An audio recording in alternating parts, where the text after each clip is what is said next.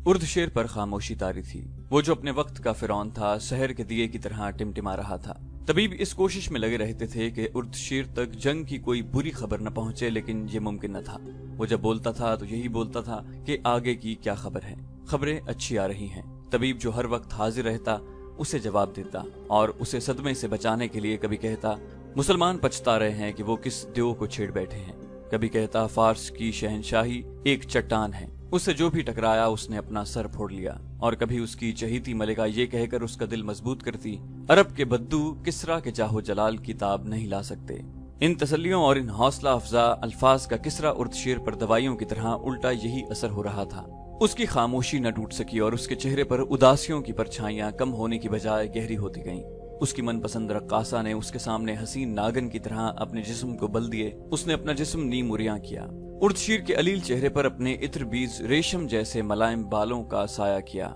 फिर रक्स की अदाओं से किसरा के रोगी वजूद को सहलाने के जतन किए, मगर ऐसा लगता था जैसे मोरनी जंगल में नाच रही है और नाच का तिलिस्म जंगल की हवाओं में उड़ता जा रहा है। उसकी पसंदीदा मुगन्निया जो उर्दशेर को महसूर कर लिया करती थी, उसका सहर भी रायगा गया। ये रक्कासा और मुगन्निया फारस के हुस्न का शाहकार थी।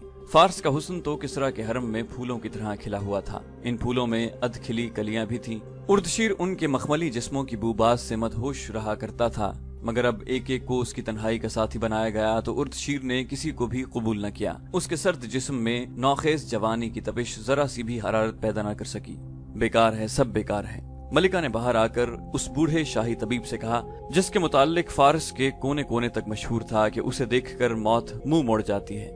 मलिका ने रिंधी हुई आवाज में उसे कहा, क्या आपका इल्म और तजुर्बा भी बेकार है? क्या ये महज ढोंग है? क्या आप किसरा के होंठों पर हल्की सी मुस्कुराहट नहीं ला सकते? कौन कहता है आप मौत का मुंह मोड़ दिया करते हैं? जरतुश्त की रहमतें हों तुझ पर मलिका फारस। बूढ़े तबीब ने कहा, न किसी की मौत मेरे हाथ में है, न किसी की जिंदगी मेरे हाथ में है। मैं जिंदगी और मौत के दरमियान कमजोर सी एक दीवार हूँ। मौत के हाथ इतने मजबूत और तवाना हैं कि इस दीवार को दरवाजे के किवाड़ की तरह खोल लेते हैं और मरीज को उठा ले जाते हैं, और मेरा इल्म और मेरा तजुर्बा मुंह देखते रह जाते हैं। अल्फाज, महज अल्फाज। मलिका ने फर्श पर बड़ी जोर से पांव मारकर कहा, खोखले अल्फाज। क्या अल्फाज किसी दुखियारे का दुख मिटा सकते हैं? किसी रोगी को रोग से निजात दिला सकते हैं? क्या आपके अल्फाज में इतनी ताकत है कि किसरा के रोग को चूस लें? नहीं मलिका फारस। तबीब ने बड़े तहम्मुल से कहा और कांपते हुए हाथ से मलिका के बाजू को पकड़ा और उसे बिठाकर कहा, अल्फाज किसी के दुख और किसी के रोग को नहीं मिटा सकते, अलबत्ता दुख और रोग की अजियत को जरा कम कर दिया करते हैं। हकीकत के सामने अल्फाज कोई मानी नहीं रखते, और हकीकत अगर तल्ख हो तो आलम के मुंह से निकलते अल्फाज यूं लगते हैं जैसे खिजा में शजर के जर्द पत्ते गिर रहे हों। सूखे हुए इन पत्तों को फिर हवाएं उड़ाती फिरती हैं। हम किसरा को हकीकत से बेखबर रख रहे हैं। बूढ़े तबीब ने कहा, मलिका किसरा, तुम किसरा से इस हकीकत को कब तक छुपाए रखोगी? ये रक्स और ये नगमे और ये मखमल जैसे नर्म मुलायम और नौखेज जिस्म किसरा उर्दशेर का दिल नहीं बहला सकते। अगर किसरा सिर्फ शहनशाह होते तो वो अपने आप को बड़े हसीन फरेब दे सकते थे, फरार के बड़े दिलकश रास्ते इख्तियार कर सकते थे, लेकिन वो जंगजू भी हैं। उनके घोड़े के सुमो ने जमीन के तख्ते को हिला डाला था। फारस की इतनी अजीम शहनशाही किसरा के जोरे बाजू का हासिल है। इस शहनशाही को उन्होंने रोमियों की ताकतवर फौज से बचाया है। किसरा ने लड़ाइयां लड़ी हैं, बड़े खूंरेज मार के लड़े हैं। अब वो जंगजू उर्दशेर बेदार हो गया है। अब रक्स नगमा और ये तिलिस्माती जवानियां उन पर उल्टा असर कर रही हैं। अब वो किसी रक्कासा और किसी मुगन्निया नहीं, हरमस को बुलाते हैं, अंदर जिगर को पूछते हैं, बहमन जाजोया और अनुश जान को पुकारते हैं, कहाँ हैं उनके ये सालार? तुम उन्हें क्या धोखा दोगी? मलिका ने आह भर कर कहा, कुछ नहीं, कुछ भी नहीं। आप ठीक कहते हैं, लेकिन कुछ तो बताएं, मैं कुछ नहीं समझ सकती। क्या आप मुसलमानों को जानते हैं? जहाँ चंद ईसाई आए थे वो कहते हैं कि मुसलमानों में कोई पुरअसरार ताकत है जिसका मुकाबला कोई नहीं कर सकता, और मैंने देखा है कि दजला और फरात के दरमियानी इलाके में हमने जिन मुसलमानों को आबाद करके उन्हें अपना गुलाम बना रखा है और जिन्हें हम कीड़े मकोड़े से बढ़कर कुछ नहीं समझते, वही मदीना वालों का बाजू बन गए हैं और हमारा लश्कर उनके आगे भागा भागा फिर रहा है। ये अकीदे की ताकत है मलिका फारस। तबीब ने कहा, तो क्या उनका अकीदा सच्चा है? नहीं मलिका फारस, बूढ़े तबीब ने जवाब दिया। एक बात कहूँ जो शायद तुम्हें अच्छी न लगे, मुसलमानों का अकीदा ये है कि बादशाही सिर्फ अल्लाह की है और बंदे उसके हुक्म के पाबंद हैं, और वो कहते हैं कि उस अल्लाह के सिवा कोई माबूद नहीं। क्या तुम इस राज को समझी हो मलिका किसरा? नहीं बुजुर्ग तबीब, मलिका ने जवाब दिया, मैं नहीं समझ सकी। बादशाही तो एक खानदान और उसके एक फर्द की होती है, इसका अंजाम तुम देख रही हो मलिका किसरा। तबीब ने जवाब दिया, आज वो एक इंसान जो अपने आप को इंसानों का शहंशाह समझता है, बेबस और मजबूर अंदर पड़ा है। और अपनी बादशाही को बचा नहीं सकता। उसका लश्कर पसपा होता चला आ रहा है। इन सिपाहियों को क्या पड़ी है कि वो एक खानदान और एक इंसान की शहनशाही की खातिर अपनी जानें दें, और वो जो हजारों की तादाद में मर रहे हैं वो भागते हुए मर रहे हैं। और वो जब देखते हैं कि माले गनीमत तो है ही नहीं, फिर लड़ें क्यों? वो तुम्हारे खजाने से महाना वसूल करने के लिए जिंदा रहना चाहते हैं। मुसलमान, तबीब ने कहा, मुसलमान एक इंसान के आगे जवाब दे नहीं। वो अल्लाह की खुशनूदी के लिए लड़ते हैं और अपने अमीर का हुक्म मानते हैं। यही वजह है कि वो इतनी कम तादाद में भी तूफान की तरह बड़े चले आ रहे हैं। मलिका फार्स, अकीदा अपना अपना और मजहब अपना अपना होता है। मैं इल्म और तजर्बे की बात करता हूँ। जो एक खानदान और एक इंसान अपने आप को शहनशाह बना लेता और इंसानों को इंसान समझना छोड़ देता है, तो एक दिन आता है कि वो अपने साथ अपनी फौज को भी और अपनी रियाया को भी तबाही के गड्ढे में फेंक देता है। मलिका ने कहा, मैं नहीं समझ सकती, मैं समझना नहीं चाहती। मैं सिर्फ ये चाहती हूँ कि किसरा सेहतयाब हो जाएं। कुछ करो बुजुर्ग तबीब, कुछ करो। कुछ नहीं हो सकता मलिका फार्स, तबीब ने कहा।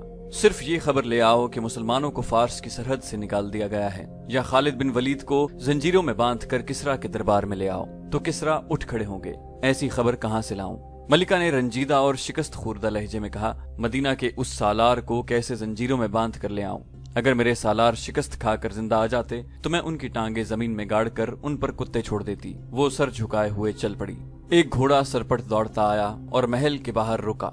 मलिका दौड़ती बाहर गई। बूढ़ा तबीब भी उसके पीछे गया। वो एक कमानदार था। घोड़े से कूदकर वो मलिका के सामने दोजानू हो गया। उसका मुंह खुला हुआ था, आंखें सफेद हो गई थी। चेहरे पर सिर्फ थकन ही नहीं, घबराहट भी थी। कोई अच्छी खबर लाए हो? मलिका ने पूछा और शाहाना जलाल से बोली, उठो और फौरन बताओ। कोई अच्छी खबर नहीं, कमानदार ने हाँपती हुई आवाज से कहा। मुसलमानों ने पूरा लश्कर काट दिया है। उन्होंने हमारे हजारों आदमियों को पकड़कर दरियाए खसीफ के किनारे इस तरह कत्ल कर दिया है कि दरिया में खून चल पड़ा। दरिया खुश्क था। मुसलमानों के सालार ने ऊपर से दरिया का बंद खुलवा दिया तो खून का दरिया बन गया। तुम क्यों जिंदा वापस आ गए? मलिका ने गजबनाक आवाज में पूछा। क्या तुम मेरे हाथों कटने के लिए आए हो? मैं अगली जंग लड़ने के लिए जिंदा आ गया हूँ, कमानदार ने जवाब दिया। मैं चुपकर अपने लश्कर के कैदियों के सर जिस्मों से अलग होते देखता रहा हूँ। खबरदार, मलिका ने हुक्म दिया, ये खबर यहीं से वापस ले जाओ। शहनशाह फार्स यही खबर सुनने के लिए जिंदा है। उर्द शेर की आवाज सुनाई दी। मलिका ने और तबीब ने देखा, उर्द शेर एक सुतून के सहारे खड़ा था। दो बड़ी हसीन और नौजवान लड़कियों ने उसके हाथ अपने कंधों पर रखे हुए थे। उसने कमानदार को हुक्म दिया, यहाँ आओ। मैंने महसूस कर लिया था कि कोई आया है। कहो क्या खबर लाए हो? कमानदार ने मलिका और तबीब की तरफ देखा। इधर देखो, उर्द शेर ने गरज कर कहा। बोलो। कमानदार ने वही खबर सुना दी जो वो मलिका को सुना चुका था।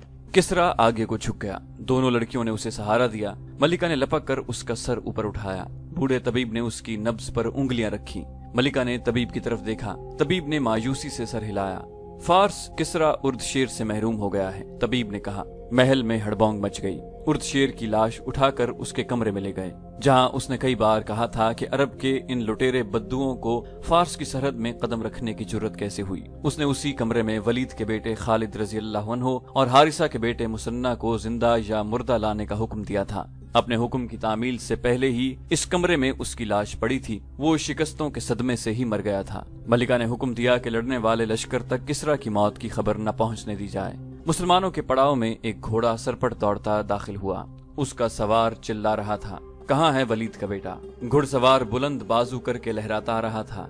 बाहर आ इब्ने वलीद। खालिद रजी अल्लाह अन्हु बड़ी तेजी से सामने आए। इब्ने वलीद सवार कहता रहा था, तुझ पर अल्लाह की रहमत हो, तेरी दहशत ने उर्द शेर की जान ले ली है।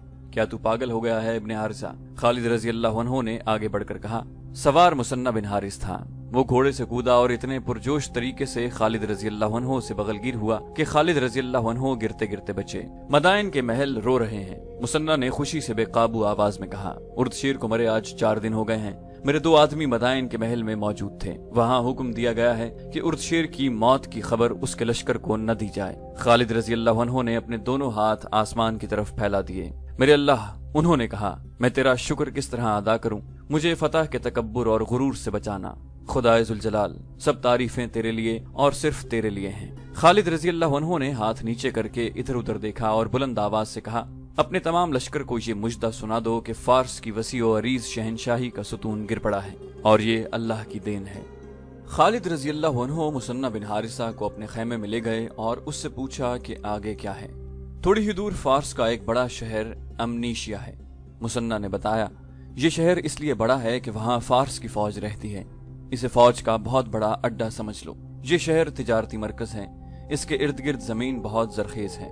तिजारत, अनाज और बागों के फलों की वजह से अमनेशिया अमीरों का शहर कहलाता है। शहर बेपनाह मजबूत है। शहर के दरवाजे भी मजबूत हैं।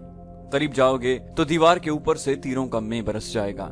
वलीद के बेटे, इस शहर के लिए जानों की कुर्बानी देनी पड़ेगी। अगर तूने ये शहर ले लिया तो समझ ले कि तूने दुश्मन की एक मोटी रग अपने हाथ में ले ली। खालिद रजी अल्लाह अन्हु ने पूछा, क्या अब भी फौज वहां है? अगर है तो कितनी होगी?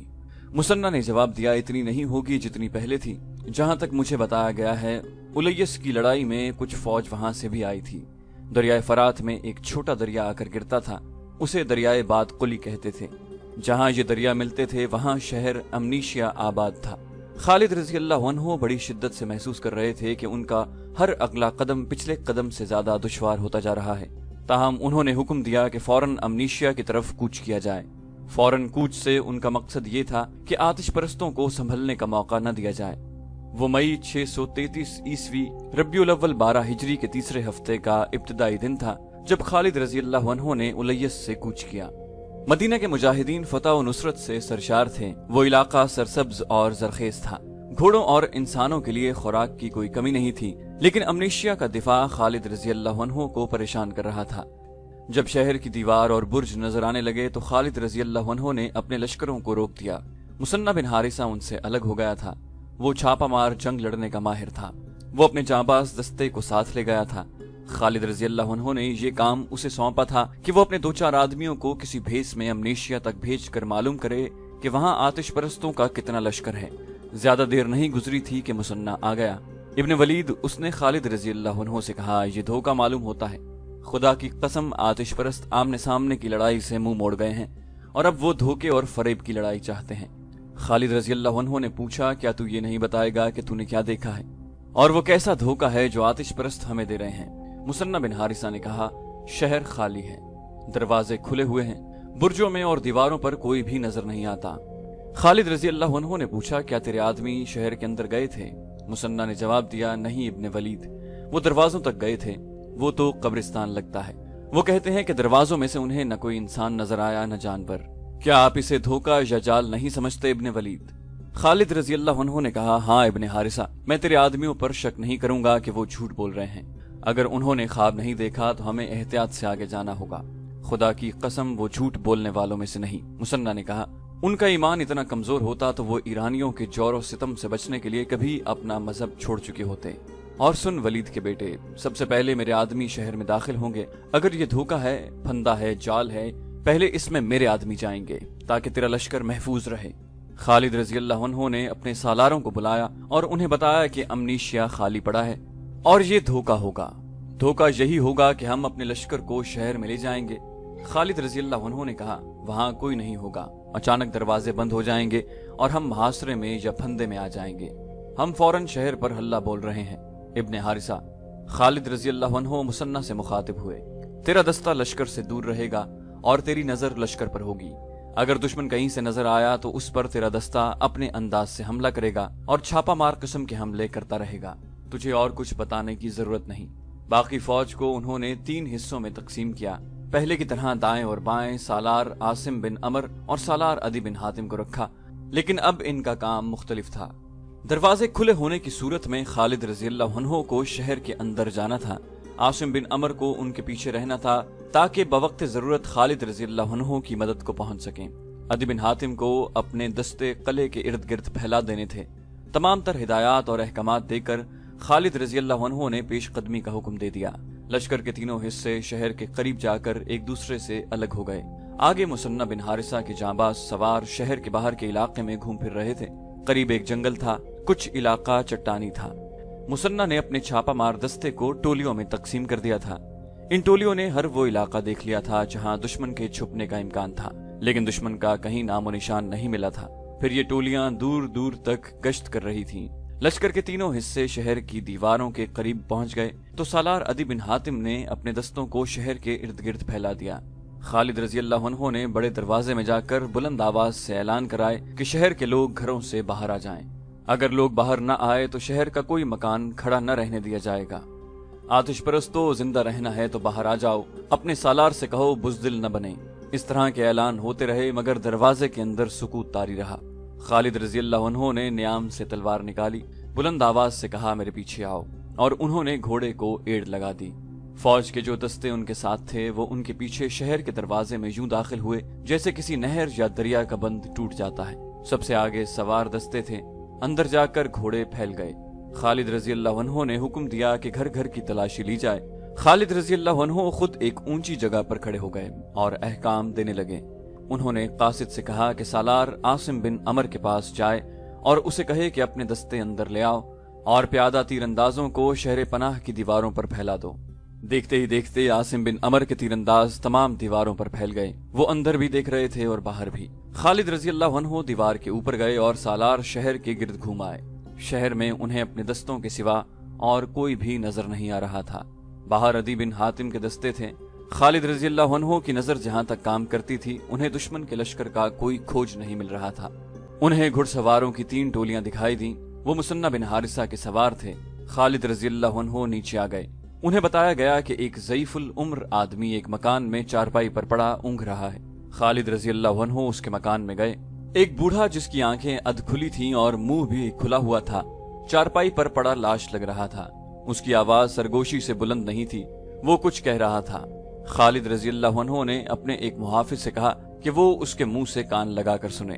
क्या तुम वही लोग हो जिनके डर से शहर खाली हो गया है? बूढ़े ने पूछा। हम मुसलमान हैं। मुहाफिज ने कहा, मदीना के मुसलमान। बूढ़े ने पूछा और जवाब के इंतजार किए बगैर कहने लगा, मैं यहाँ का ईसाई हूँ। वो मुझे मरने के लिए छोड़ गए हैं। सब चले गए हैं। कहाँ चले गए हैं? भाग गए हैं। बूढ़े ने कहा, सालार भाग जाए, फौज भाग जाए तो लोग क्यों नहीं भागेंगे? क्या खालिद बिन वलीद तुम्हारा सालार है? यहाँ सब उसे जिन और देव कहते हैं। हाँ हाँ, जिसने किसरा की इतनी ताकतवर फौज को भगा दिया है वो इंसान नहीं होगा। खालिद रजी अल्लाह अन्हु ने उससे बताया कि वो जिन और देव उसके सामने खड़ा है। उन्होंने हुक्म दिया कि बूढ़े के मुंह में दूध डाला जाए। बूढ़े से पूछा गया, फौज कहाँ गई है? बूढ़े ने जवाब दिया, आगे शहर हेरा है। अजदाबा वहाँ का हाकिम है। शायद उसने हुक्म दिया था कि सब लोग हेरा आ जाओ। हमारे इस शहर के जवान आदमी मदीना वालों के खिलाफ लड़ने गए थे, बहुत सारे मारे गए हैं। वो जो बचकर आ गए थे वो हेरा चले गए थे। पीछे बूढ़े, औरतें और बच्चे रह गए थे। यहाँ के सब लोग खालिद बिन वलीद से डरते हैं। हमारे भाग कर आने वाले जवानों ने लोगों को और ज्यादा डरा दिया। वो कहते थे कि मुसलमान खून का दरिया बहा देते हैं और वो इधर आ रहे हैं। सब भाग गए हैं। मैं नहीं भाग सका, मैं तो उठ भी नहीं सकता। वो मुझे मरने के लिए छोड़ गए हैं। तकरीबन तमाम मौरखों ने लिखा है कि अमनीशिया शहर इस हालत में खाली था कि लोगों के घरों में सामान और कीमती अशिया ऐसे पड़ी थीं जैसे इन मकानों के मकीन अभी अभी कुछ देर के लिए बाहर निकल गए हों। लोग इतनी उजलत में भागे थे कि रकमें और सोना वगैरह भी पीछे छोड़ गए थे। खालिद रजी अल्लाह अन्हु के हुक्म से तमाम फौज को शहर में बुला लिया गया और उन्हें माल गनीमत इकट्ठा करने की छुट्टी दे दी गई। ये अमीरों का शहर था। घरों में कीमती अशिया और कपड़ों की अफरात थी। मुसलमान बाज चीजों को देखकर हैरान होते थे। ये चीजें वो अपने साथ ले जाना चाहते थे। जब सामान एक जगह इकट्ठा किया गया तो खालिद रजी अल्लाह अन्हु ने देखा और हुक्म दिया कि आग लगा दो इस सामान को। ये ऐशो इशरत का वो सामान है जिसने इस कौम को बुज़दिल बना दिया है। इन लोगों का अंजाम देख लो, इनके महल और मकान देख लो। खुदा की कसम, खुदा जिसे तबाह करना चाहता है उसे ऐशो इशरत में डाल देता है। हमें आगे जाना है, जला दो इसे और सोना, हीरे, जवाहरात और रकमें अलग कर लो। तिबरी ने खास तौर पर लिखा है कि खालिद रजी अल्लाह अन्हु ने इस ख्याल से कीमती ज़ुरूफ, रेशमी कपड़े और अमीर घरों का सामान जला देने का हुक्म दिया था कि मुजाहिदीन जिहाद से मुंह मोड़ जाएंगे। तिबरी के अलावा दूसरे मौरखों ने भी लिखा है कि जो माल गनीमत उस शहर से मिला इतना कहीं से भी नहीं मिला था। खालिद रजी अल्लाह अन्हु ने दस्तूर के मुताबिक उसके 4 हिस्से फौज में तकसीम कर दिए और 5वां हिस्सा मदीना में खलीफतुल मुस्लिमीन अबू बकर रजी अल्लाह अन्हु को भेज दिया। मोहम्मद हुसैन हैकल ने मुख्तलिफ मौरखों के हवाले से लिखा है कि माल गनीमत का 5वां हिस्सा जो मदीना को भेजा गया उसका मीर कारवां बनी अजल का एक शख्स जंदल था। फारसियों के खिलाफ पहली तीनों जंगों के जंगी कैदियों को उसी काफिले के साथ मदीना भेजा गया था।